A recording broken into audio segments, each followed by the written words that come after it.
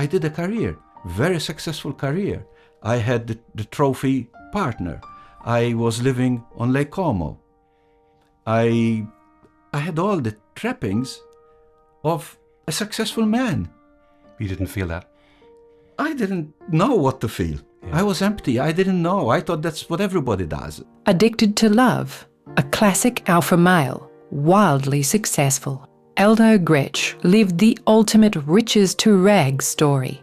But suddenly, in midlife, he snapped. I remember sitting in front of my PC in my office, looking at spreadsheets that I had created, and I couldn't understand them. If that's not burnout, if that's not midlife crisis, I don't know what is. I imagine God has a series of hammers, from the small one to the big one, and he starts hitting you with one small one, and then one bigger, and then one bigger. And with me, he had to use the biggest one. Thor hammer. Taking everything away. It's like, I gave you cancer, your wife left you, you've lost your job, or you gave it up because you couldn't do it anymore. And you still keep going. From our studio in Jones Bay Wharf, Sydney, here's Pod O'Sullivan with Don't Let the Old Man In, a podcast from the Wisdom Vault. What happens when men ignore an addictive part of our personalities? Let's be honest. The pursuit of outcomes, of goals, of success can lead to many wins, a degree of status, or even material wealth. And there's nothing wrong with that. Nothing wrong with that at all. Many of those things are well worth pursuing. For some of us, this drive comes from an addictive part of ourselves rather than a noble part. A noble part being one that is, let's say, mission-led, for the want of a better phrase. Some of us then become addicted to success, to money, to status, to substance, to love, or to sex. And I wanted to understand the last two in more detail, so I invited Aldo Grech onto the show. Aldo's journey represents one of the most profound transformations from corporate success to personal authenticity. Age 70 now, he has lived multiple lives. The highly driven IT executive who turned around failing divisions across continents, a cancer survivor who refused to slow down, and a love addict who lost everything. Ultimately, he now is a recovered man who has found himself through complete surrender. It's a fascinating insight into a life that many of us rarely get insight into. After the episode, I'm going to share some reflections and some experiments for us to play with. Let's start here, Aldo. I recently saw an interview with Elizabeth Gilbert, the author of Eat, Pray, Love, that became a famous movie. And she did an interview with Rich Roll where she talked about her new book. And in it, she talked about her addiction to love and lovemaking, which for me was a new concept I wasn't aware of. Then you and I spoke a few days later for the first time. And you told me your story, which was very similar. I thought this is a really interesting story on top of all the other stories you have to share. So my question is, when did you first realize that your behaviors were searching for love, but not necessarily searching for love, and how did that manifest for you? Well, the real answer is I didn't realize. It was my life. I was having a lot of fun. How old were you? When I realized it, yes. 50. Okay. So in my life, I was having a lot of fun. And I was almost being applauded. All the young guys around me, it's like, well, look at Aldo. He's always got a new girl. He's always, having fun with somebody. And I remember at work when I worked with an IT distributor in Rosebery. And, through the week, the boys would be planning to go out and get drunk on the weekend. And I couldn't understand that. I would be planning which girl am I going to take out dining and whatever happens after. But it was about finding somebody to be with, So to me, it appeared normal. It wasn't like there's something wrong with this. On the other hand, guys wanted a bit of that kind of thing, But then when it got to a stage where my life unraveled, I then was going to meet the same friends that I've always had, except on my own, because my partner, my wife, had left. And I realized I had nothing to talk about. There was no me in the life I was living. It was always about maybe the handbag, the partner I was with. And then, because the disease of addiction is a downward spiral, if you don't deal with it, it will take you down and down and down. Then I even couldn't work anymore. I remember sitting in front of my PC in my office, this is a few years later, looking at spreadsheets that I had created, and I couldn't understand them. If that's not burnout, if that's not midlife crisis, I don't know what is. Yeah. And I went to my boss and I said, listen, I've just separated a few months ago and I think I need some time out. And that's when the penny dropped, because then I went to the same parties yet again. Not only I didn't have a partner and stories with my partner to talk about, but I didn't have a business card. I was nobody. You were nobody. There was nothing there. I was nobody. Yeah, and who are you if there's nothing there? And that is the grace. That is what I wish and hope for every man to get to, that moment where they don't have hooks to hold on to anymore. We call it white knuckling in therapy. We hold on with our as much as we can, and we lose one partner, and then we pick up the other one because we can't have that gap, because that gap means I have to be with me, and who is me? Do you know what you were avoiding? Like, in terms of, like, a lot of addiction, when you read about addiction, they say addiction happened because we're avoiding something else. There's a pain of some kind we're avoiding, even if we don't know what that is. Do you now know what that is? Well, after many years of therapy, I am very clear as to what it is. I grew up in a very academic family. My father was a pharmacist, one of the only three on the island. Mm-hmm. And you're from Malta originally? In Gozo, in Gozo, which is the smaller island of Malta and Gozo. Okay. And so there were three chemists, and, everybody knows the chemists. So the whole island knew who we were, I mean, I didn't know anybody, but they knew who, wherever I went, it's somebody's son. Yeah. I was never Aldo, I was somebody's son, And in a family of 4 children, I didn't have a propensity for academia. I was an artist, an inventor, a creator. At 12 years old, I don't know how, I fixed a friend's radio. At 14, I don't know how, I rebuilt a car from scratch that no mechanic could fix. Now, these were all signs, but all I heard was, grow up, Aldo. Grow up. And grow up means become an academic-oriented type person. Yeah. But for the child, what it means is that you're not good enough. Yeah. For the child, what it means is, look at your brother. So you start creating what I call the avatar. The avatar is the protective mechanism for that wounded child.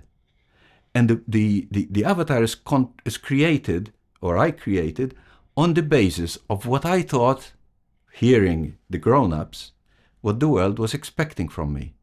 And so I did a career, very successful career. I had the trophy partner. I was living on Lake Como.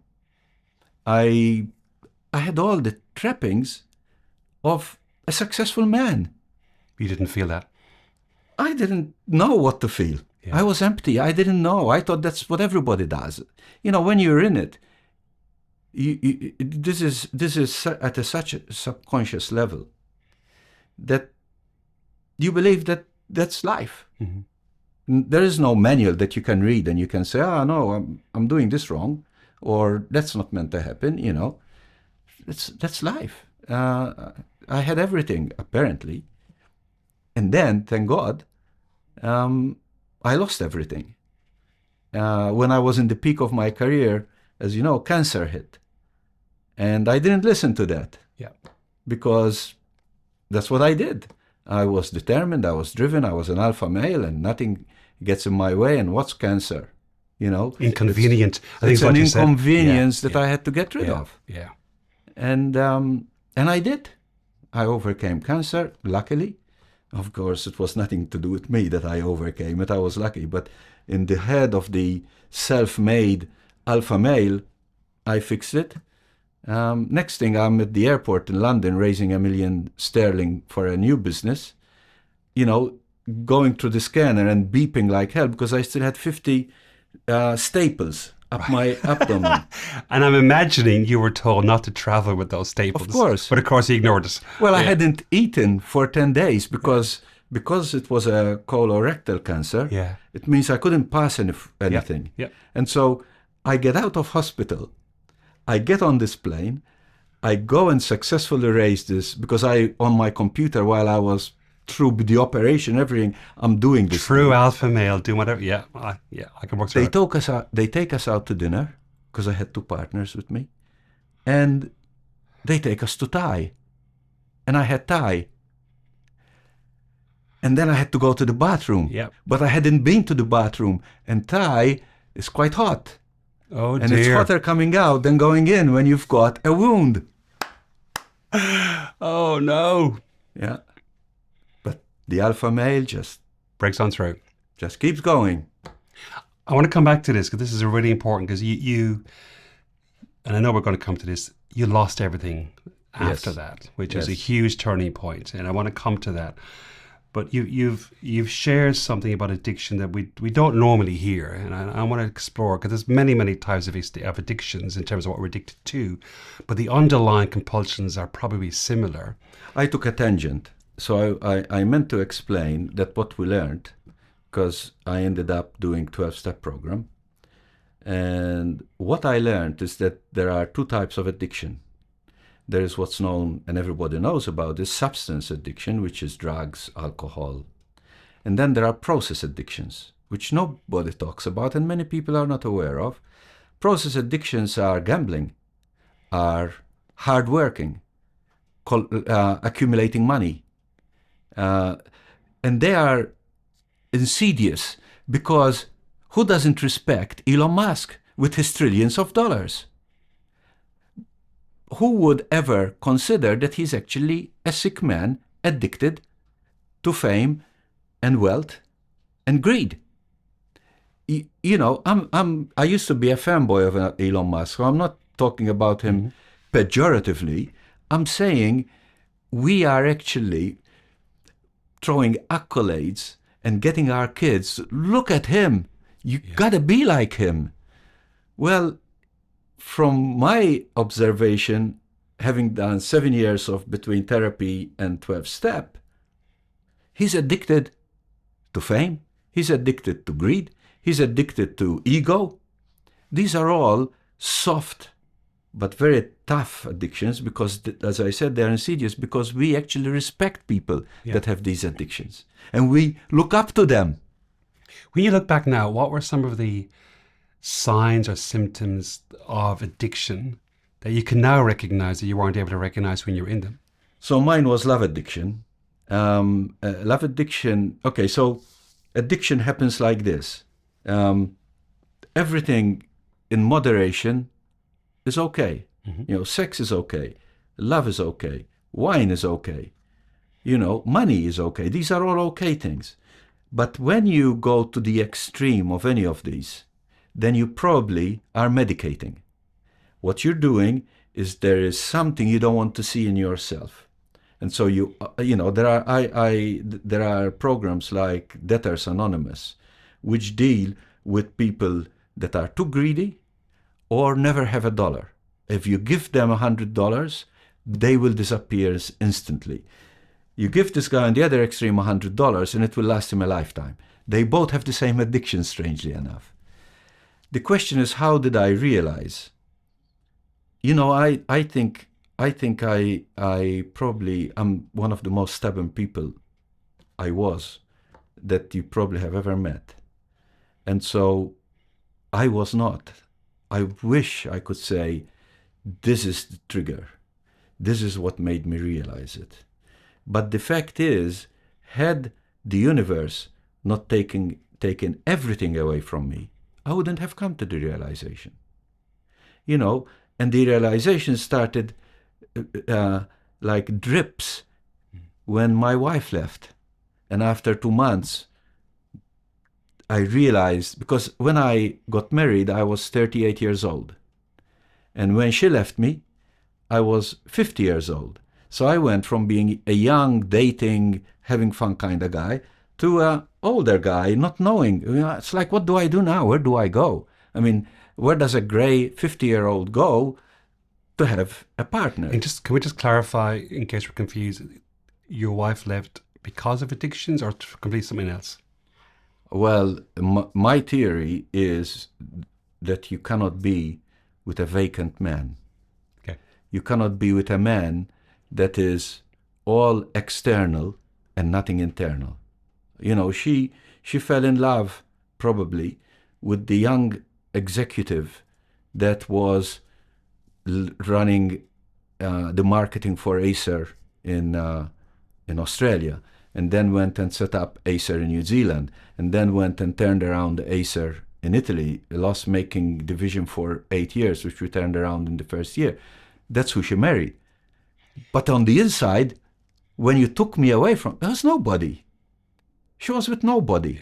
You can search as much as you want to. There is nobody. And how does it show when you're in a love addiction? You pour excessive love, control, onto your partner. So your partner becomes everything. So your partner suffocates because they can never be everything for you. I can never be everything for my partner. My partner can never be everything for me. But when you're love addicted, without realizing it, that partner is your oxygen. They have to be there all the time. If they are not there, you're on the phone to them. If you're not on the phone to them, you're wondering what they are doing. You have suspicions. You have all sorts. So all that external alpha male projection is merely a mechanism of covering up the weakness that you feel inside, the emptiness. Some people call it the God hole, that nothing can fix. The God hole inside, for people that believe in God. That's what they call it in therapy, the God hole. And no human being and no amount of addiction can ever fill that. But what addiction does, it covers it up. So by effectively suffocating the other, because that's what you're doing, you're actually absorbing all their energy. Do you remember her ever saying that to you? That I feel suffocated or give me space or anything like that? But after, the relationship after, we once had a big fight. This was the relationship that brought me down, that I needed. She was a very spiritual woman. And, one time she was so angry with me. And I couldn't understand why. Because the addict is like, what have I done? Even if, she's fucking upset. Yeah. She's upset, I didn't have to do anything. She's just upset. Yeah. And she said, Aldo, why can't I be upset? What does it have to do with you? Yeah. I'm upset. Yeah. But the addict doesn't understand that, because the addict is the wounded child inside. Yeah. And the wounded child inside had a caregiver that was telling them constantly, you're not good enough. And you are on your best behavior, which is not really that, but that's what they call it, to make them happy. So you learn that that's how you keep a partner happy. But and combined with that alpha male tendency of, I can fix this, I can fix your unhappiness, exactly. Just give me space and I will fix it for you. Yeah.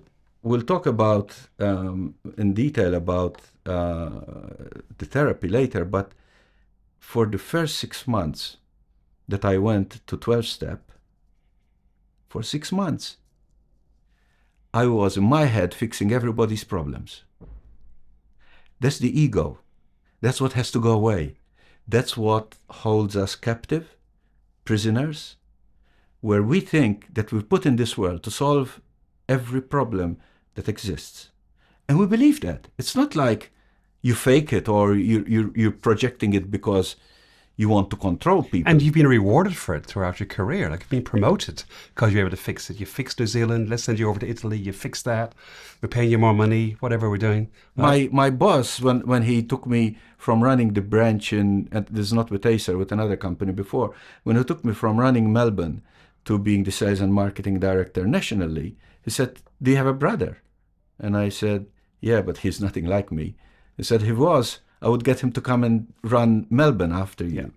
Yeah, and these are accolades that you're getting for being very dysfunctional, but you don't know it. It's like, this is success. Yeah. And of course, and this is really interesting because a lot of our listeners are in that 40 to 50 age group, who many of them are having great careers like you had. And many of them are being rewarded for that great career like you were. Yes. And I know from some of the comments we get back about the podcast that some of them are struggling with, I seem to be doing really well over here, but it's not working for me at home. How do I fix that? Which is not the right approach. It's because it's fake it till you make it. It's because we are actually faking fixing things. We don't realize it. But the avatar has learned that the way to get things done is to fix things. But my partner doesn't want to be fixed. She's 30, 40 years old. She's okay the way she is. And if she has issues, she will have to deal with them. And if she needs my help, she'll ask for my help. But we don't think like that. I go home. I was actually telling somebody just before, I go home and my wife tells me about, not now, I'm talking about then. My wife talks to me about the issues she's had at work. And I let her talk, which, quite big of me to let her talk. But then I go and start solving her problems. And my ex-wife once said to me, I'm not asking you to fix my problems. I just want to share with you what I did today. Yeah. I remember when I was younger, like when I say younger, I was 31. And I was relatively recently married. And I was doing just what you said, trying to, every time my then wife would ask me a question, I would presume she was asking me my professional opinion. Therefore, well, let me give you my professional answer. And one day one of her best friends took me aside and said, do you know that when she's asking you a question or telling you something, 9 times out of 10, she's not asking you for anything? I said, well, so what does she want me to do? She just wants you to listen. Now, that was a complete shock to me, a complete shock. I'm thinking, if you want me to listen, just say that. But I presume otherwise. Yeah, the shock is because we don't know any other way. Yeah. It's what has worked for us all our lives, and we have perfected it. And so, isn't that how the world is? Because in my case, I wasn't allowed to be me when I was a child, and this I learned through therapy. Don't think that anybody is going to come to these big revelations on his own.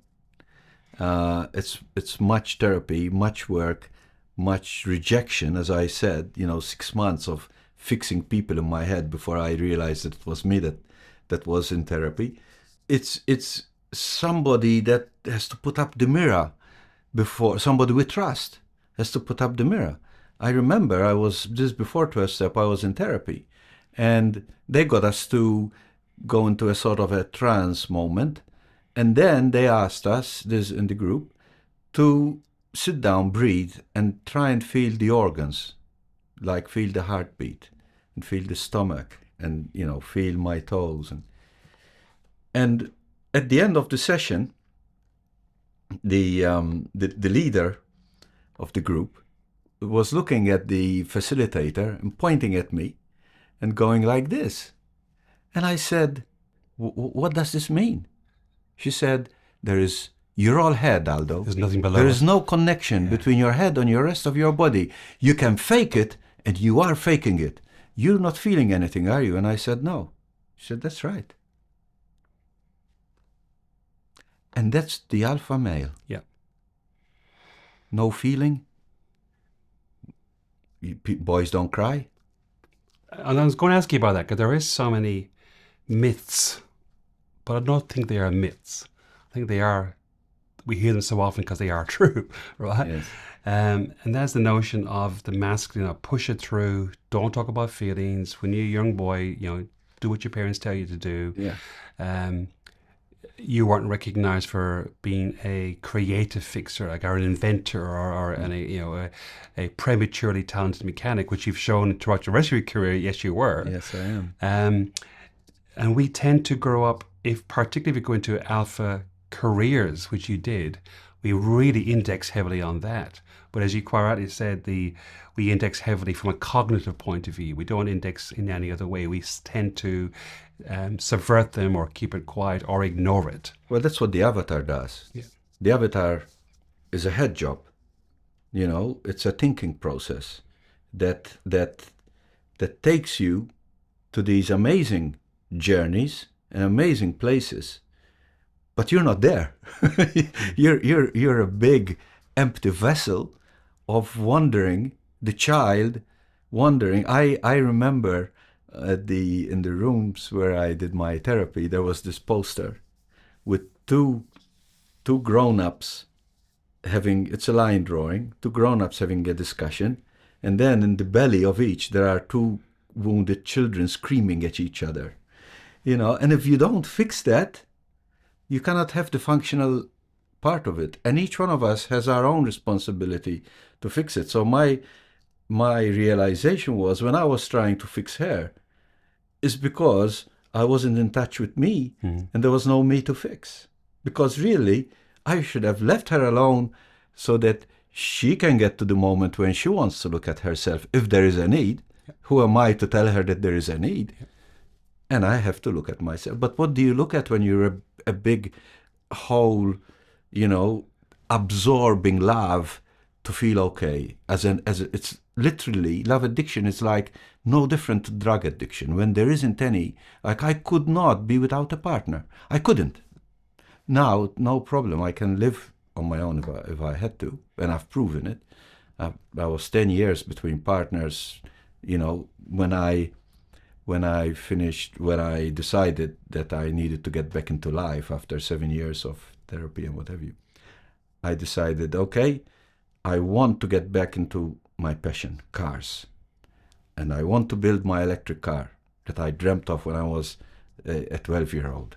I had a Scalextric. I'm not sure if you remember. I do remember Scalextrics, yes. And I used to look at it. Had a little rubber thing underneath the car that's I used to look at it and think, there's just a little electric motor. And when I open my dad's car bonnet, it's full of pipes and things. It's like, why can't they be so simple? So I decided one day, I knew nothing about anything. One day I'll build an electric car.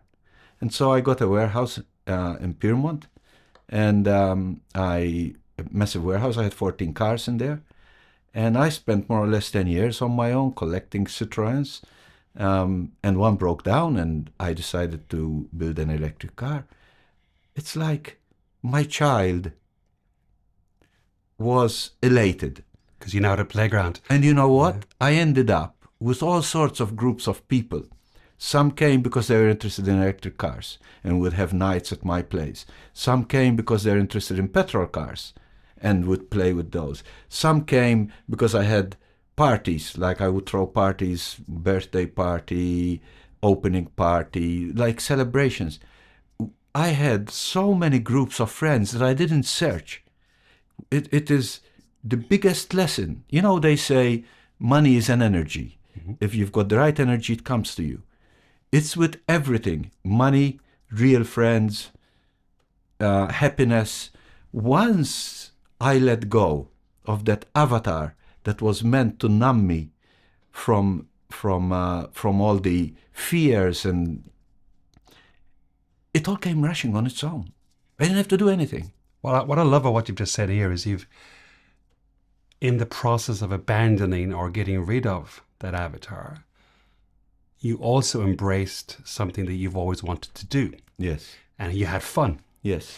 And in the process of having fun, you developed new friendships. Yes. Which took place of the yearning for whatever you were yearning for before, right? So you replaced this, I need to be loved, with, let me create a place where we can have a lot of fun together.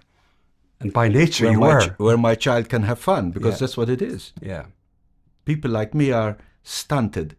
They stopped growing up, and they created something to behave like an adult. But it's not a real adult. A real adult doesn't need to be a CEO, doesn't need to walk through walls, doesn't need to receive accolades. You know, they just don't need it. You know, the most stable people I know are people that are self-confident, doing the most basic things that give them satisfaction, and they don't need to prove anything. And I've had these people in my offices, and I say to them, listen, I'm going to go overseas to do this work. You really are very good at this. I would like to promote you to this role.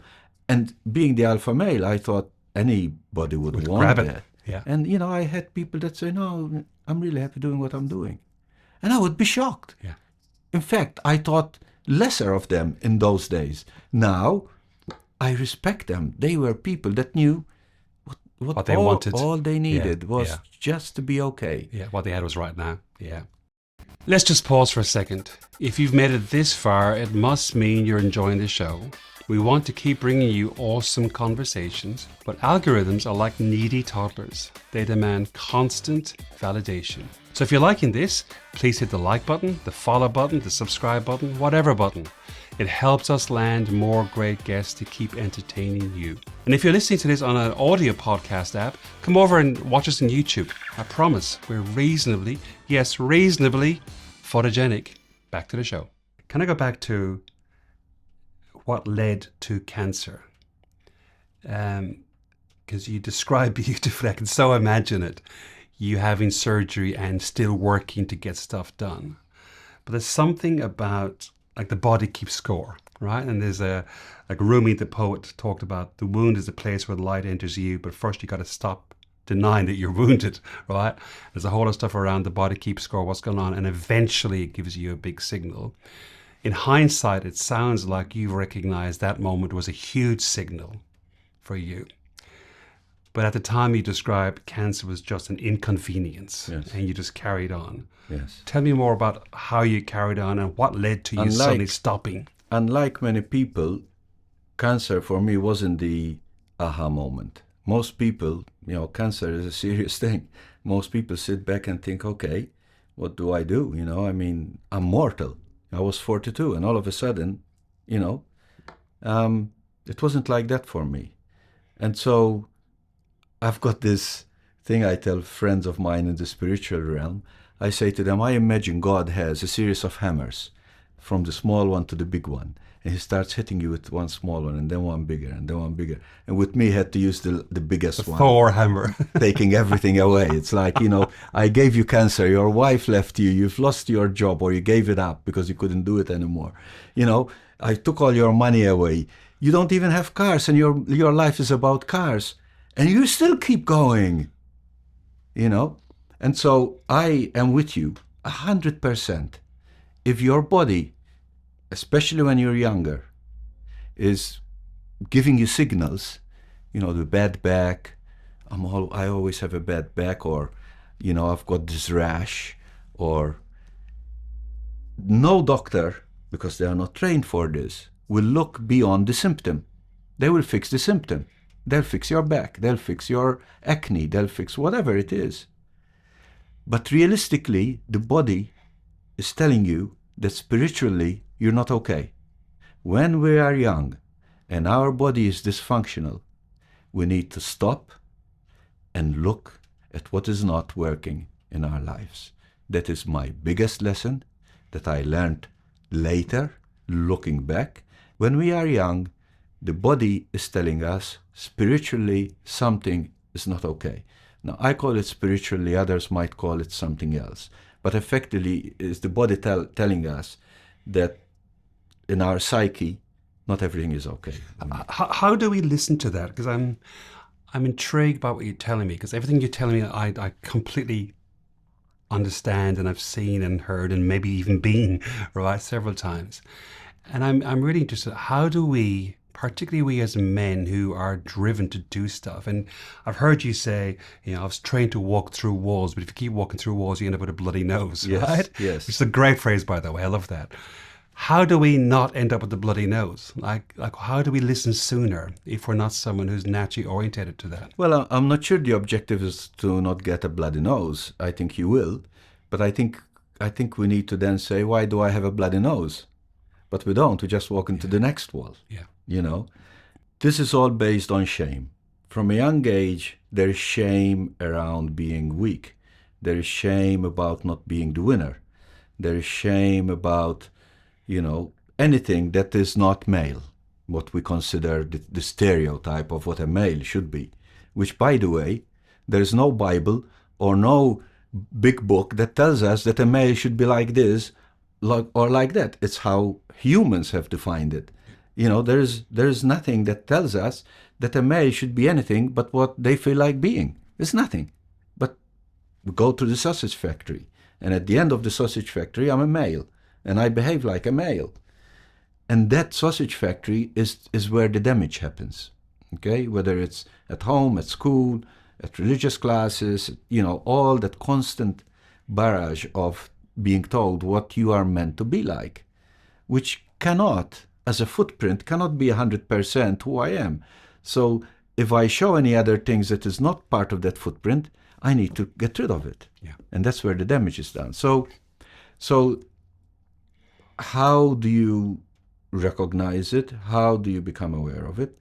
All I can say, and this is why I started with shame, is that we all need to be in some sort of program, whether it's therapy, whether it's 12-step. We need to drop the shame, whether it's a man shed group, but in areas where we don't talk about the weather, where we don't talk about work, where we talk about what really is going on inside, which is why I say therapy and 12-step, because that's what they are about. But it could be any place, really, any group that is able to hang the coat of work and family and parent at the door and walk in and say, I'm feeling like shit today. Yeah. You know, I really don't want to work. I woke up and I went to work and I feel like I'm harming myself doing this, and I don't know what the fuck is going on. Pardon the French. I don't know what's going on. There are no places like this. And I say that because a wise person in the rooms once said,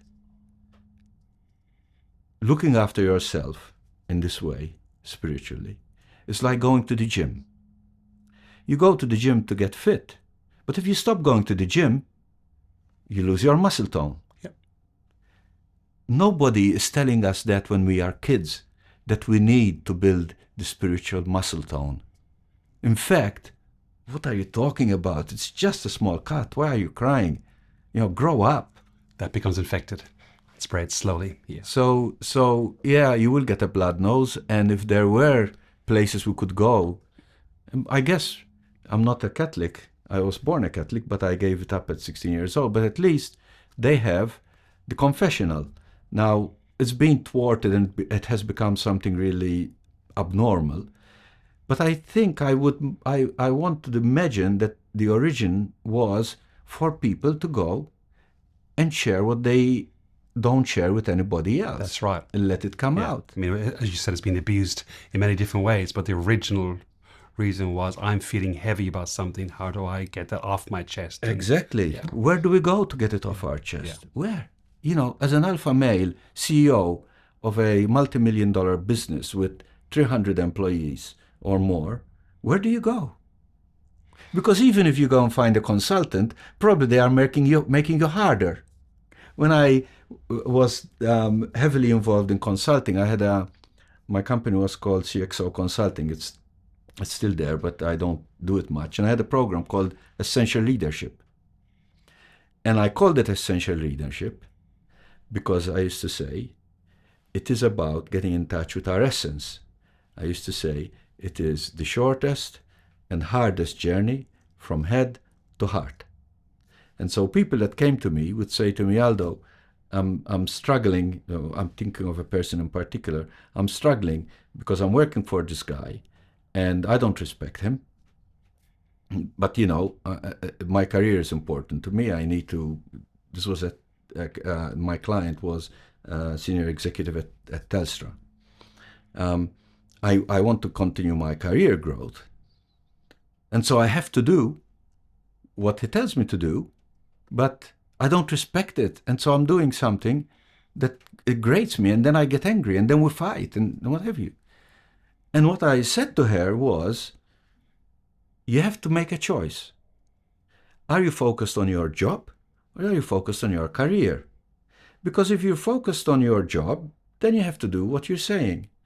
But if you focus on your career, whoever is going to hire you next is going to observe what you're doing.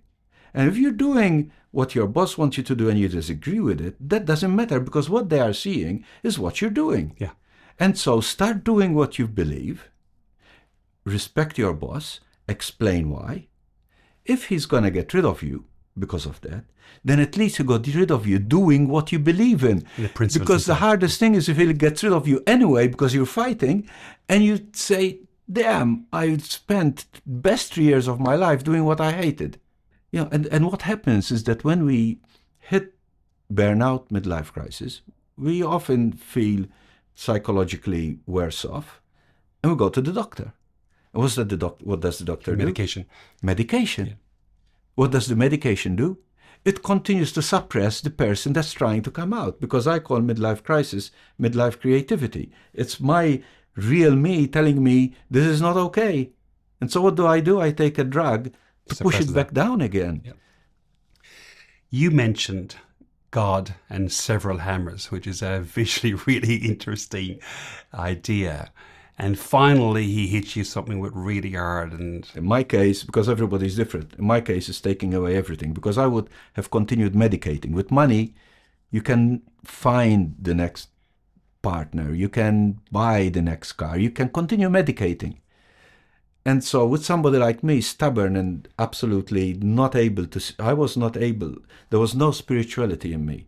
I was all... You weren't connected, you said there was nothing below your There was neck. nothing. So it's all about badges and business cards. That's all there was. So the only thing that God or whoever it is that you believe in could do is take everything away from me.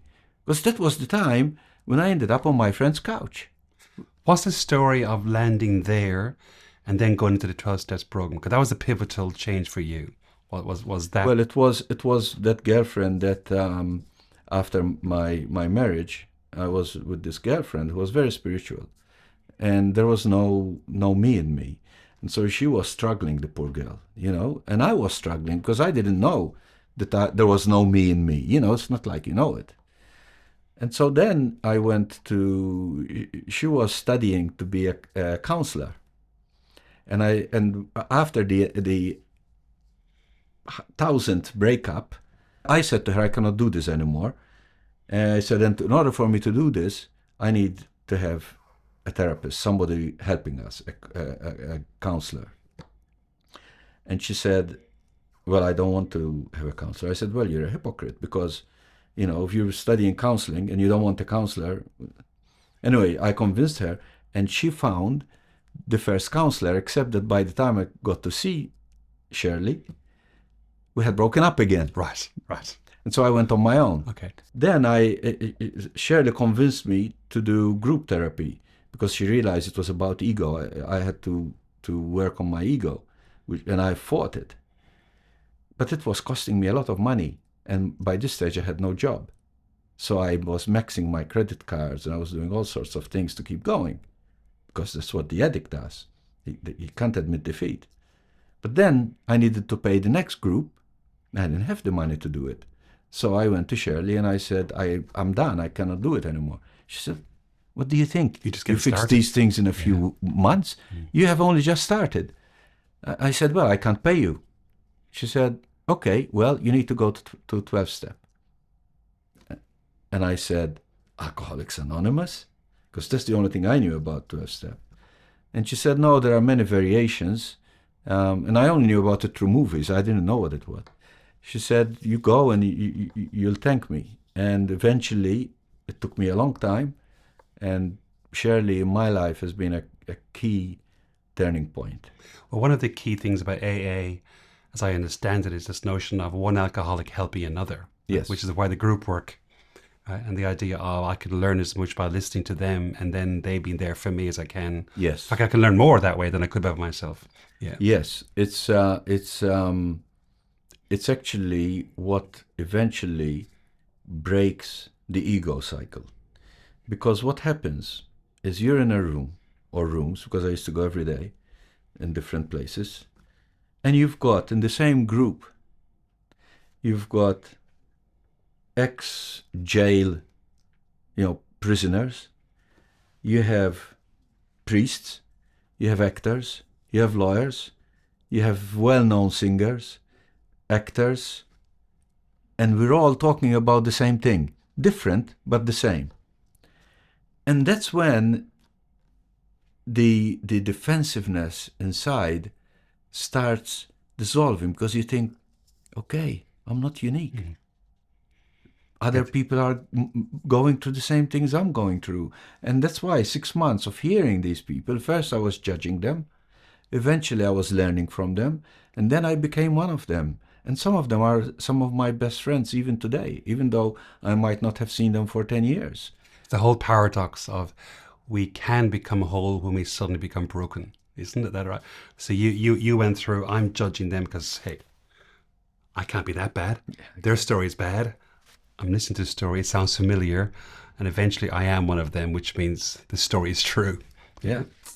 Step one, which I've always found so subtly difficult and so subtly brilliant, is a notion of surrender versus giving up. And surrendering is such a powerful concept, and I don't think, well, here's my view, I don't think we can appreciate how powerful it is till we actually do surrender something really important. And you clearly surrendered at the end of that 6 months. You weren't able to at the beginning of it because you were judging everybody else, but you had to surrender eventually. Yes. So the first step is about, it's challenging, but for me the third step was the hardest, and I'll explain. The first step is about accepting that my life is out of control and that I don't have the ability to fix it. And so there are 30 questions for each step. And all these questions are helping you admit to yourself that this is true, that your life, otherwise you wouldn't be in the rooms.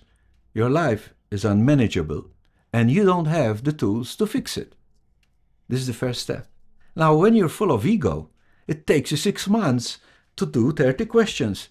Because how can I, who have been driving large businesses, having success and some failures, but knowing what I'm doing, depending totally on me, how could I admit that I am unmanageable and I don't have the ability to fix it? But the evidence is there. Do you find in that process, are you ignoring some of those questions, or are you giving the wrong answer to some of those questions? Or because the questions don't change. No, they're the same for everybody. Yeah. But no, it leads you there. You work with a sponsor. A sponsor is a person that has already gone beyond the first 3 steps, and then there's a step-up ceremony, and then they become like a coach, but we call them a sponsor, and they are one of us. So they are not meant to be guiding you. They are just helping you through your steps. They are not meant to give you advice. They're just there for you to help you. And one of the things you do as you're doing the steps, you establish certain parameters of what are no-nos, depending on what your addiction is. In my case, I had to go 3 months between relationships. I had to allow 3 months to go between, and including engaging. So there's no medication. So basically, you have a friendship with a female, if you're gay, with another same-sex person, and you can only be friends. The moment it feels like it could be, you have to stop. You have to pull away. Like the risk is too high. And so what you do in order to do the first 30 questions, you keep coming and going. You keep surpassing it and then failing and then going back and doing it. It's just a constant, and you become aware that you're unmanageable. Because if you were, you just go through the 30 and unless you're acting, but then you're there of your own free will. Why would you be cheating? Yeah. Although you do. Yeah, you're although cheating you do. But that's right. Although you do. Yeah. But and so it leads you step by step to get to a place where you say, I am unmanageable. I am not able to manage. It took 6 months to do 30 questions. They are not complicated. For someone who has spent 30 years before that fixing stuff and being known in your various industries as the guy to go to get stuff fixed, to suddenly realize I can't fix me. Exactly. That must be really, really hard. It's hard. It's tears, it's heartache, it's despair, it's punching bags, it's all sorts of stuff. All sorts of stuff. It's a tough process because you're undoing. You know, the thing is not the 30 years before. The thing is the child that you abandoned, who is now all of a sudden saying, I'm here. And Listen you to are me. afraid. Yeah. Yeah. You're afraid because the reason why you started protecting is because you thought you would die if you didn't do what you had to do. And so now the child is facing death in his, I talk about him like as if there's another person, but it is true. You know, they are sitting there hiding, afraid, until you show them the light, a bit at a time. And so the hardest question for me was the third one, which is 90 questions later. The third step, not question, the third step, which is 90 questions later, because there's 30 questions for every step. And that is having admitted that you're unmanageable. Now, and remember that I was an atheist. I grew up as a Catholic, but at 16, I couldn't deal with the hypocrisy. Okay. And then you have to hand over to an entity bigger than you, like a god. Now that was tough. That was tough. And they help you because they say, in the question itself, it's in the step, it says, it could be anything. It could be a tree. It could be the universe. It could be your priest. It could be your friend. It could be something that you believe is bigger than you, that can help you. You have to hand over to them. Mentally, hand over. Spiritually, hand over to them. That was the hardest. So what became that being the universe. for you? I couldn't face God at that stage. Now I'm okay with it. In fact, I wrote a book Yes, you did. called Quantum Consciousness and the Proof of a Creator. Yeah. Notice I didn't call him God. Or him. Or him. But it was really tough for me. So I always have had awe for the universe because, you know, I mean, who can understand it? Why we're here? You know, I mean, the eternal questions are always there. And so I could do that. As I understand the 12 steps, my exposure is through Al-Anon. All right. Being the son of an alcoholic, I got quite exposed. Al-Anon, yeah. And then I got quite involved through that experience. So I haven't gone through the 12 steps like you have, but I have exposure. For me, I would have thought, as an outsider listening to your story, and correct me if I'm wrong about the steps, because I haven't gone through them like you have. That's fine. But as I understand, step 4 is this notion of take a really honest, like moral inventory, you know, almost like St. Augustine type stuff. And if I remember rightly, step 9 is make amends to people. I would have thought, incorrectly, that they would be hard steps for you. Particularly number 9, how do you make amends? Like, what's the process of making amends? I hadn't even thought that step 3 might be the most difficult. I'm really intrigued as to you found that more difficult. Well, step 4 is doing moral inventory with somebody. Okay. And so basically what you do, because this disease, addiction, call it what you want, lives in darkness. So you have to give it light. So, you know, the porn addict, you know, at night watching, you know, but not telling anybody. That's an addiction. It's a porn addiction. But then you get to the step 4, and it's almost like you have to find a priest or somebody that you respect, that respects you, that is not going to shame you. And you go and talk about your moral inventory, really who you really are, warts and all. And so what I did, because I didn't have a priest, I didn't have anybody to do it, that didn't feel that I decided that the session before I would ask, because in the meetings, every meeting, you choose who's going to be the leader of the next meeting. And so I asked if I may be the leader for the next meeting, and they said, yeah, because you put your hand up and you ask. And so I did my 4th with the group, because Wow. they were my higher power at that stage. They were my salvation. They were everything. Even now, I get emotional about it. It's the respect and the gratitude I have for these, what I would have called losers when I first met them, is beyond words. It really is, because these are people that have shared their soul, and I did mine too. And through that, they helped me be okay with the fact that I'm not perfect, and nobody is, and that's okay. That's normal. A lot of my stuff relates to what I said before about my growing up, and my mom always trying to fix me, always making, she loved me. She wanted me to, in fact, I was meant to be the chemist. I was meant to take over from my dad's pharmacy. And so much of the work that I had done in therapy and in the steps was about my mom, dealing with mom issues. Mm-hmm.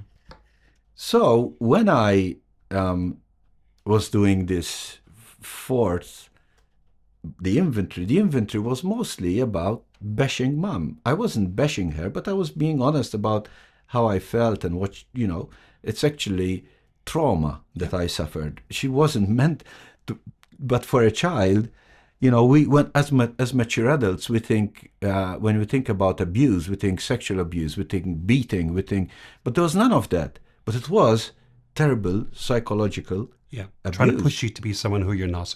Exactly. Yeah. Well, I walk out of the meeting, and there's a call on my phone. Now, I'm in Australia, and she is in Malta. And it's my mom, and she leaves me a message. Now, mom never left me a message. Like, if she called, I knew it was her, and I called her. But there was a message, and I could see in her voice that she was panicked. I could feel stress in her voice. And I immediately called her. I said, Mom, what's up? What's up? Oh, thank God you called me. I said, what's happening? What's going on? Oh, nothing. You called me. I'm okay. I know you're okay. I'm okay. I said, Mom, you called me. Something was going on. What is going on? Oh, no, I'm too ashamed to tell you. And I said, Mom, I'm calling you because you asked me to call you. You got to tell me what's going on. Aldo, I know you're not an alcoholic, but I had a nightmare. I dreamt you came home drunk and you were beating me up. Well, I had spent the previous hour beating her up, verbally, metaphorically. Yeah. And that teaches me that we're all connected. There is no distance. Again, back to quantum physics. We are but one. We are different expressions of the same consciousness. And she felt it. Has she ever had that kind of conversation with you before? No. We were respectful. I always said, Mom, who I love to death, but she brought us up with a lot of care, but never really quite understood what love was. And so she cared that I was okay in my life. But obviously she didn't understand that what she was doing was actually harming me. So she was an amazing woman. If I tell you the stories of my dad, he had a tumor when I was young, and she had to bring us up on her own for a few months and lots of stuff. And she's very stoic. She's still alive, 95 years old, still going strong. But she suffered a lot of trauma as a result of my dad, her husband, who was the only breadwinner, and Yeah. But now, the relationship I have with my mom has nothing to do with the relationship I had with her until that moment. Yeah, I was going to say it's changed dramatically, I bet. Everything. Yeah, I bet. I had an experience, it's not the same as yours, but it's similar, talking about connection and universality. Of being in Mexico airport, flying to Brazil, and I rang home and to my mom and dad's house, and my dad said, "Oh, Breda, can you leave the room? I want to talk to Pod." I've never heard him say it before, ever. And he and I had a conversation where he relayed to me a conversation that he and I had about 15 years earlier that I have no memory of having. If I do, it's completely vague, right? I can kind of remember the details. You know what happened, but more or less. And I know it's the kind of thing we would have said. And the short version of a much longer story is, in that conversation, he'd relayed to me how he felt he was losing his family. And he was kind of giving up on that. And apparently I said to him, well, that's a funny story, given all the actors are still here. Why don't you just change the plot? Now, it's the kind of thing I would say, but I have no memory of saying it to him at all. Yeah. But in that phone call we had, he said, do you remember this conversation? I said, oh, very vaguely. He said, this story I had of me up to that point was killing me. And then with your comment, I killed the story. And then I started living. Right? That was a profound thing he said to me. And he and I had a huge conversation about what that meant and what happened. And at that point of my life, I was heading back to Ireland from Australia every 6 months because he had a lot of cardiac surgeries. And every time I'd go back, he'd say, promise me you'll come back at Christmas time and I'll promise I'll be alive. Promise you come back in June, I promise I'll be alive. And we had this going on for about 3 years. In the phone call, he said to me, don't worry about coming home in December. I won't be here. Which is extraordinary, right? Wow. And that's when he told me all this. So we had a huge conversation about that idea. I hung up the phone, flew to Sao Paulo in Brazil, landed, opened my phone, 28 text messages. My dad had died. He died while I was flying. And he knew it. He knew something was coming. They say that we know when we're... Yeah. When and for me, I've never felt more connected. Like, I remember being on the airplane flying going, that's the most extraordinary conversation I've ever had with any human being. And I've never felt so connected to, like, say, humanity. Amazing. Because of that. So I can really understand.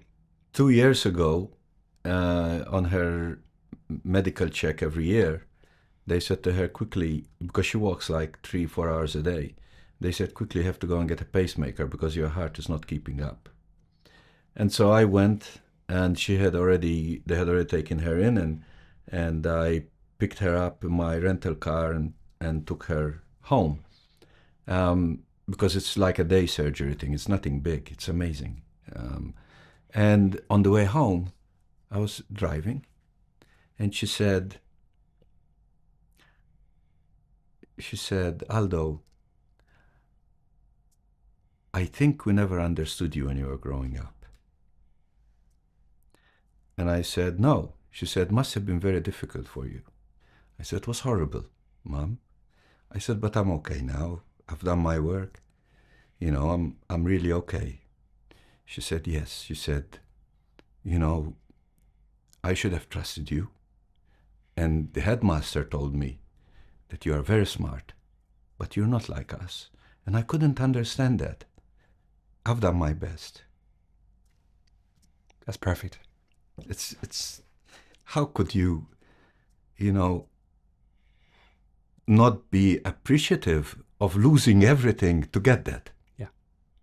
Yeah. Well, I imagine if you hadn't lost everything, you would never have heard her, even if she had told you, right? You would have blamed her. Yeah. I wouldn't have had time for her. Yeah, that's exactly right. I was too busy. Yeah. Let's talk about it another time. Yeah, that's right. I'm doing a big deal somewhere, despite the staples are coming down my body. Yeah. Let me pick up the phone because I need to make a phone call. You, as you said, lost everything. You went into 12 steps. You stayed on a friend's couch. You went every single day. You came out the other side. Before I jump to reinvention, because you truly have reinvented yourself quite a few times in many ways, and you still are indeed, in terms of what you're doing. There's a moment I just want to capture. Many folks separate or divorce in midlife and get lost. You seem to, that seemed to catalyze some stuff for you, but you have come out the other side. Talk to us about that in terms of what you've learned about relationship, being in a relationship or not being in a relationship.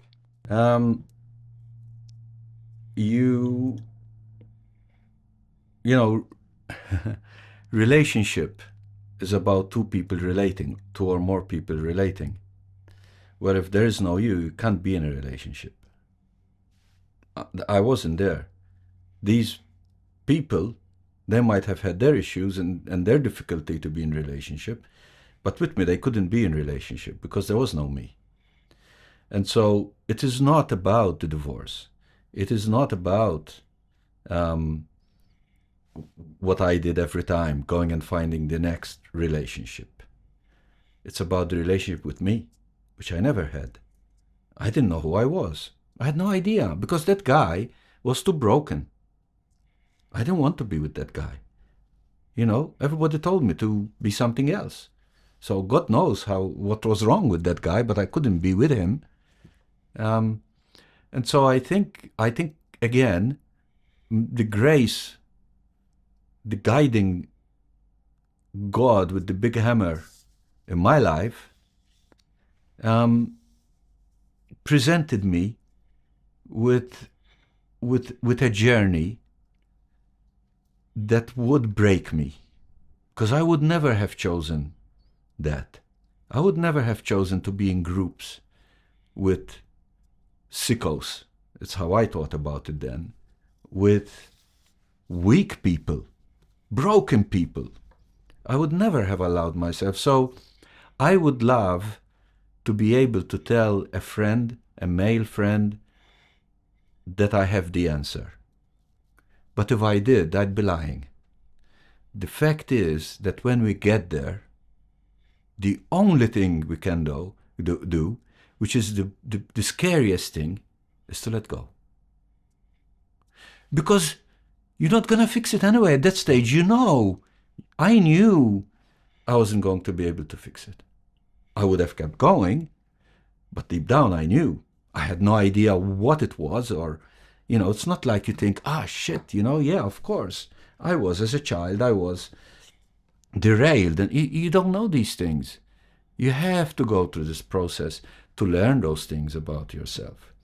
And so, as much as I want to sit here and tell somebody, one person in the audience, more, this is the answer, I don't know the answer.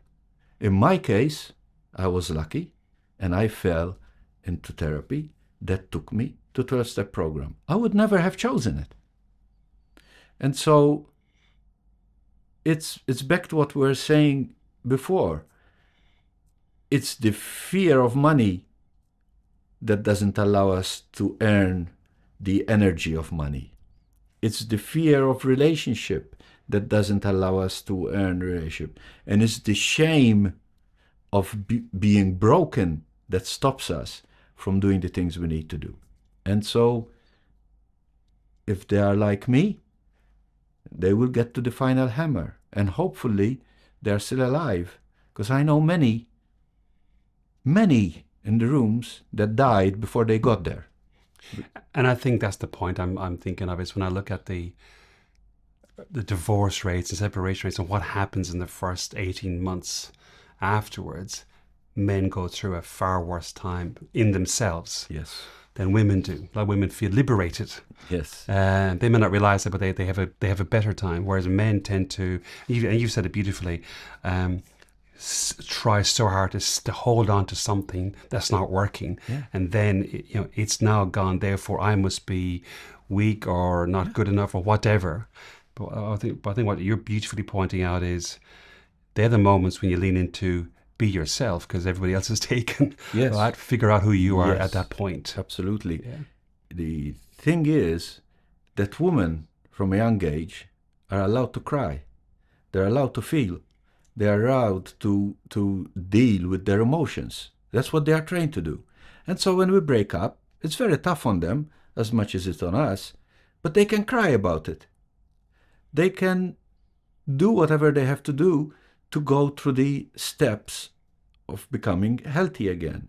We can't. We don't have access. And that's what we need to get access to. But we cannot get access to them white-knuckling. Yeah. How do you manage yourself today? Like, this is 10, 15 years ago, and you're still, as I understand it from our conversations, you are becoming more and more the person you want to become, which is different from that person who was white-knuckling. How do you hang on and not resort back to old habits?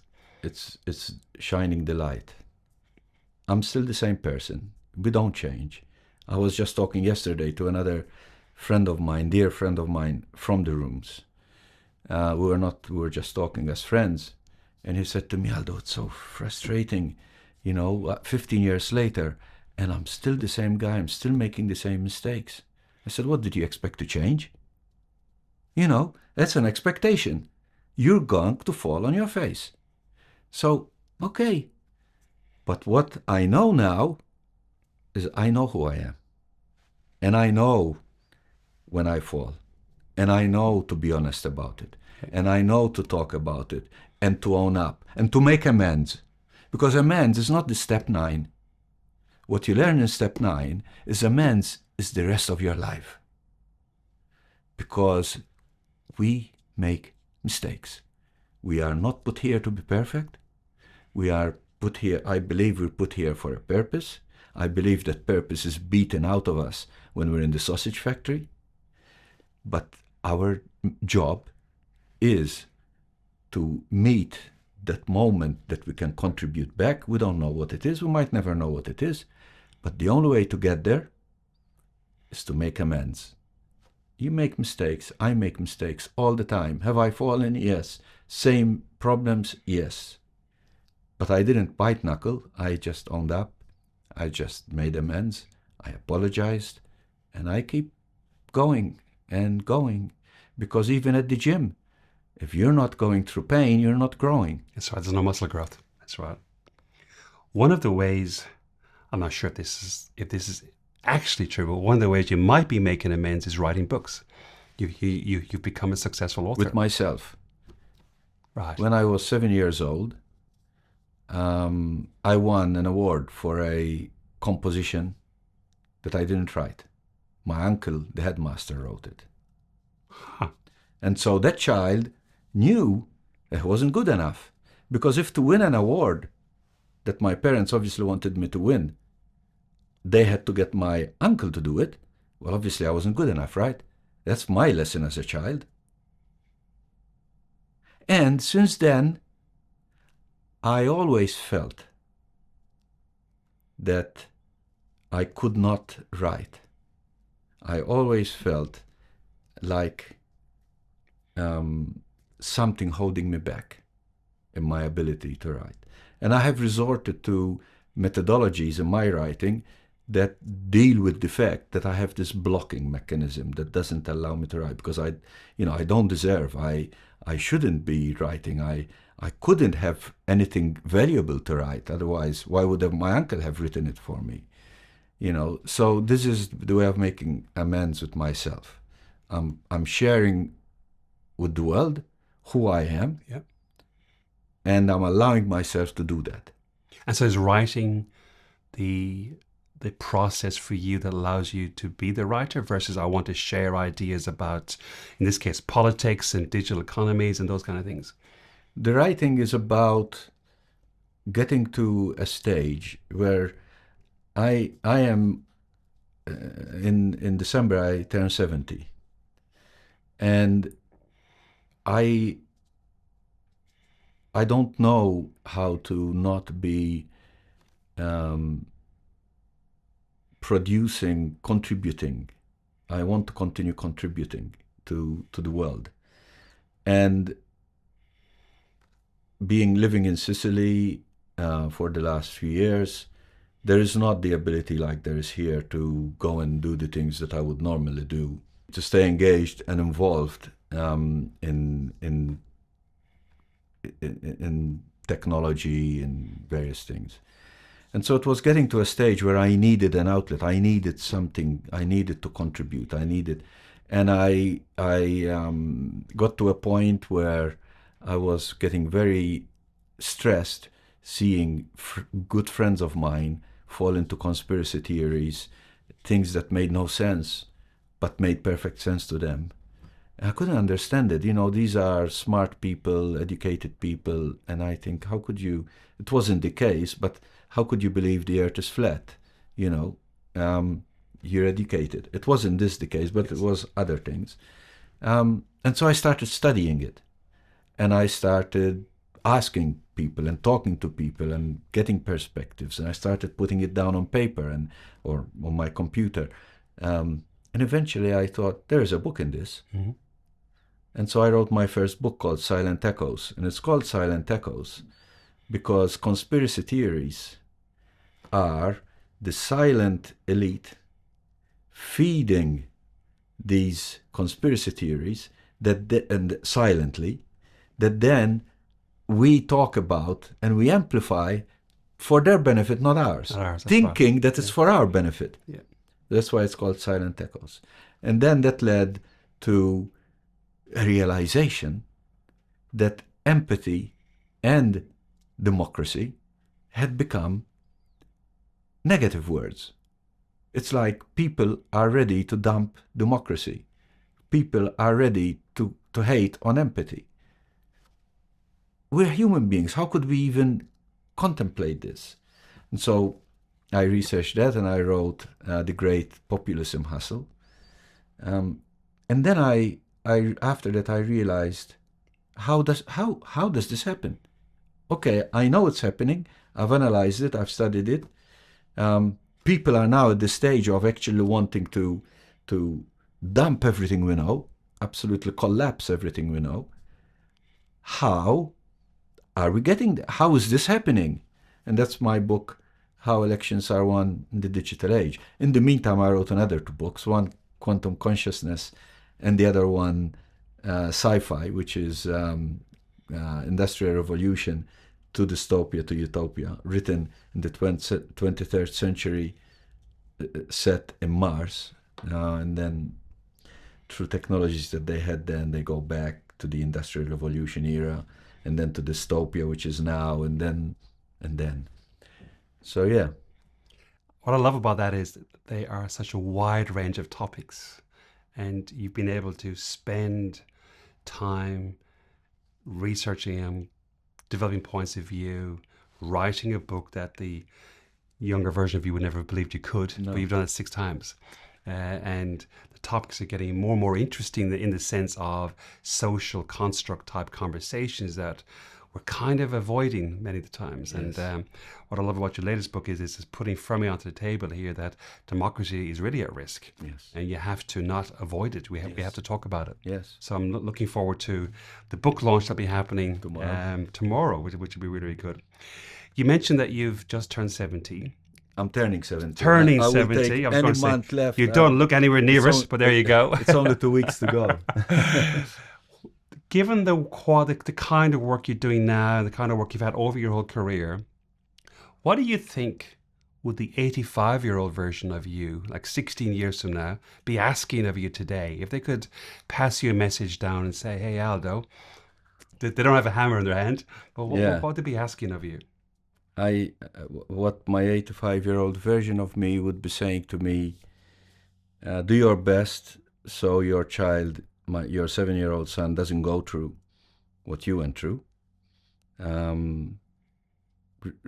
Love him and respect him, because I've got this philosophy, also as a result of my book Quantum Consciousness, that children are born wise, and then we put them in the sausage factory. But in fact, what we should be doing is learning from them. Children come to teach us, not for us to teach them. We are their guardians, not their teachers. They should teach us. But we beat it out of them. And so I think my 85-year-old would be saying, have you made sure that from your lessons you have allowed your son to teach you and to be the best of who he is? The other thing, which is part of what I'm working on next, which is called the fourth way.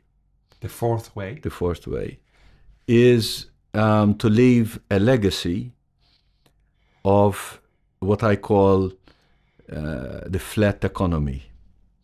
An economy, not just financial one, where we learn not to siphon our hard-earned lessons and our hard-earned dollars up to some oligarch that then puts them in an offshore bank and kill them. And so I want at 85 to see that I've started a movement of people that are working together to keep economy in the local economy, to keep growing locally. And there are things like distributed AI, for example. AI costs billions of dollars in energy and farms. But why does it have to be like that? We all have a PC at home. Why can't we connect all our PCs together, peer-to-peer sense, and help each other engage in AI at our level, not being fed and controlled by some other corporate AI whose focus, I have no problem with them, but we have to admit their focus is siphoning money up. If you're okay with it, fine. I don't have a problem with that. I don't have a view, it should be like this or like that. What I have a view of is that we are the ones creating the technology. We are the ones that have the know-how. Why can't we use it for our own benefit? And that's just one of the many things. Distributed energy. Why do we need centralized energy? There is no need for it anymore. And so the fourth way is about education, technology, finance, politics, staying local. I believe humans will become extinct within the next 100 years if we don't change what we're doing, because of climate change and because of AI. I'd love you to come back and tell us more. Thank you. When you develop your ideas or research in that area, because the notion of community and brotherhood, as you experienced in the 12 steps, but community at a geographical sense, to me is one of the most important things for us as we get older. And we've lost that. Yes. Yeah, and I think what you're describing is not going back to the way it used to be, but taking the best of what we used to have and putting a new lens around it. Yes. To get a better outcome. And that's really interesting. And when you are 50 plus,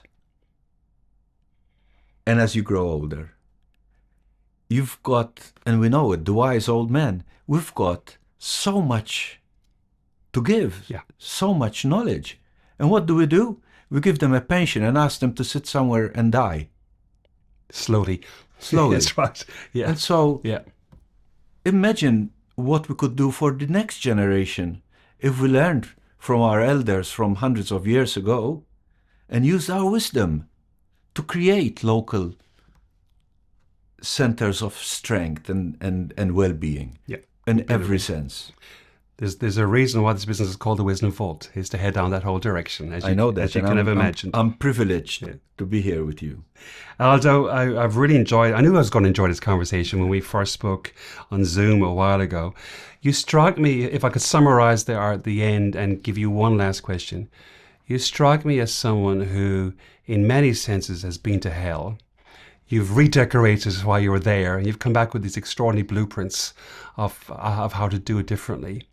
And anyone listening to this can take loads of ideas from what you shared so far today. But as a final question, what would be your final words of wisdom for the person listening to you? There's nothing wrong with you. You're okay. There's nothing wrong with you.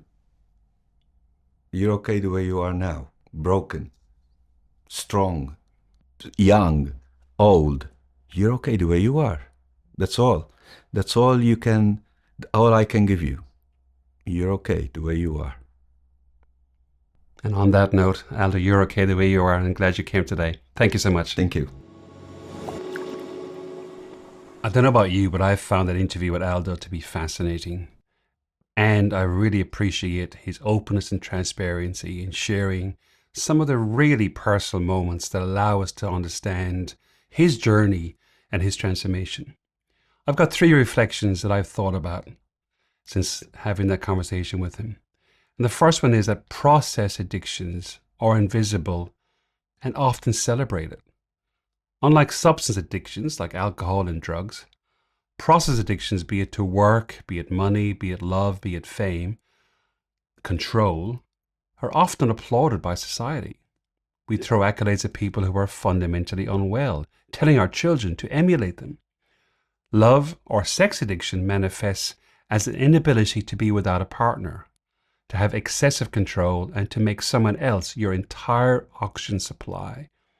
The addict pours so much energy onto partners that they suffocate, yet the addict believes they're expressing love. These addictions are insidious because they're rewarded rather than recognized as a dysfunction. The very qualities that make us successful in corporate life, fixing problems, controlling outcomes, walking through walls, metaphorically, never showing weaknesses, can make us completely dysfunctional in relationships and with ourselves. What Aldo shared is that you cannot be in a relationship when there is no you to relate with. Partners don't want to be fixed, they want to be heard. The alpha male is all external projection, a mechanism covering up internal emptiness. Now, we've heard this next thing before. Boys don't cry and boys grow up to create men who are vacant vessels, wandering, not being present, or not being engaged human beings. Fast forward to our 40s or 50s, and what we might call a midlife crisis is actually the real version of ourselves trying to emerge. It's not a breakdown, it's a breakthrough in the making. We've heard this before in other episodes, such as with Ben Lark. When we medicate this with antidepressants, or frantically seek new relationships, or cars, or experiences, or career changes, we suppress the very person that's trying to come alive. This crisis is our authentic self saying, it's not okay, and I'm not okay. It's an invitation to stop performing and to start living. My second reflection is very different. It's about our bodies. The body keeps score. So how do we listen to our bodies before the big hammer falls? And it's a small, but I think a phenomenally important message for us men. When our bodies are young and physically dysfunctional, i.e. a bad back, a rash, unexplained ailments, there's a lot of research that suggests our body's trying to give us a message that something else is not okay other than the actual ailment. Cancer at 42 was a signal Aldo ignored. He uses a metaphor of the universe having a series of hammers that it uses to get our attention. It starts small, then it gets a bit bigger, then it gets a bit bigger, and hopefully we wake up to the message. But some people, Aldo being one of them, requires the biggest hammer of all, losing everything, before they stop white-knuckling their way through life. The goal is not to avoid the bloody nose, but to ask why you actually have one, rather than immediately walking into the next wall and getting another bloody nose. So the message here is to listen to our bodies, as they often have an important message for us that we are ignoring. And my third reflection is that surrender is not giving up. Learning from the 12 steps. The first step of the 12-step recovery process is admitting that our life is unmanageable and we don't have the tools to fix it. This is often the hardest admission to make for high achievers, that we don't have the answer. We don't know how to fix the problem, particularly when we are the problem. It took Aldo 6 months to work through 30 questions. 6 months to work through 30 questions. Because his entire identity was built on being the fixer in the room. Surrender means acknowledging you cannot solve this problem alone. And the paradox is, this admission opens the door to actual transformation. Giving up means abandoning hope. Surrender means accepting reality and being open to help. In the 12 steps process, step 9 is not a one-time event. It says that this process is a lifelong practice. You will fail. You will fall. You'll make the same mistakes. You'll struggle with the same issues. This is being human. It's not being a failure. The difference, however, is now you know who you are. You recognize when you fall. You talk about it honestly. You make amends. You keep going. There's no perfection, only continuous growth through acknowledging mistakes. A bit like going to the gym. If you're not experiencing pain, your muscles are not growing. Aldo's connection with his mother transformed only after he did the brutal work of honestly examining how her well-intentioned actions had harmed him. His father's life, his relationships, his career, his health, every catastrophic loss was necessary for him to find himself. The grace he speaks of is losing everything, because that's what stopped his white-knuckling. We cannot appreciate surrender's power until we actually surrender something truly important. The wound isn't something to avoid, but the very place transformation becomes possible. So I've got 2 experiments for us to play with. The first one is for those of us who listened to Aldo's story and his part about love or sex addiction really resonated for you. This is not for folks who are in a stable relationship. This is for folks who continually need to be in new or multiple relationships. And the experiment I'm going to propose is a fast, not a food fast, a relationship fast for 3 months.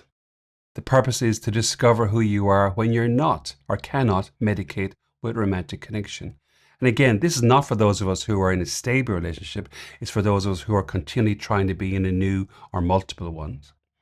Many of us use relationships the way we use alcohol, or the way others use alcohol, to avoid being alone with ourselves. And the experiment, which is borrowed from Aldo's 12-step work, requires abstaining from romantic relationships, including physical intimacy, for 3 months. Those of us who use dating apps and need to be in one or several relationships all the time, this may be for you. The second experiment is what I call a weekly inventory practice, and indeed it can apply to everybody, not specifically anyone who might have some addiction. The purpose is to shine light on behaviors before they require the metaphorical hammer that Aldo emphasizes when patterns don't disappear. He talked about he's still falling, still failing, still making mistakes and struggles. The difference now, though, is he recognizes it quickly. He owns and he makes amends rather than white-knuckling through denial. So, here's some thoughts around it. Number 1, choose a consistent weekly time. For me, Sunday evening works best. Take 30 minutes of relaxation. Number 2, create a private document or journal with 4 columns. Number 1, what went well this week, where I was authentic. Number 2, when or where did I wear an avatar, i.e. I performed rather than I actually truly lived. Number 3, who I may need to make amends to. And number 4, what's my body telling me? 4 columns, where I performed well, where was I the avatar, who do I need to make amends to, and what's my body telling me? And for each of these, write down your thoughts, write down an entry. And if you find, particularly in the avatar column, ask yourself a question. What was I afraid of that would happen if I showed up authentically? Just allow yourself to play with that reflection question. You'll notice that you might remember versions of the younger side of yourself that didn't show up or were shut down. You notice you might have prioritized being respected over being real, or being liked over being authentic, etc. And in the 4th column, the physical symptoms, you might just notice, yes, this pain or this ache is recurring again and again. And the question to ask yourself is, what am I not dealing with emotionally that my body's telling me I need to? So 4 columns, Sunday evening or whatever time it suits you, write down those 4 things and 2 reflective questions that I've just outlined. Aldo's story demonstrates that the qualities that brought us to success that we now recognize in midlife sometimes can make us dysfunctional in our inner lives. The avatar that achieves and performs can leave us vacant, wandering, seeking external validation through other people, partners, accolades, business acquisitions. That this true transformation requires what Aldo calls white knuckling to stop the desperate holding on to identities that no longer serve us. And this reflective process is our first step into recognizing when and how that shows up and what I might want to do about it. In the meantime, thank you for listening. Don't let the old man in.